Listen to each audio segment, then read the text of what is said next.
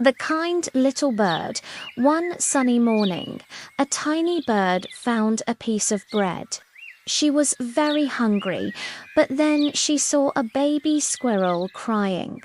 Squirrel, sadly, I have no food today.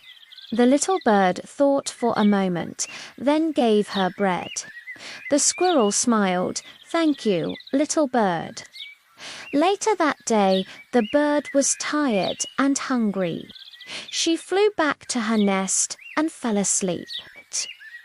When she woke up, she saw the squirrel returning with a whole nut in her mouth. The squirrel dropped the nut and said, "Here, you can have this." The bird happily ate the nut, and from that day they became best friends.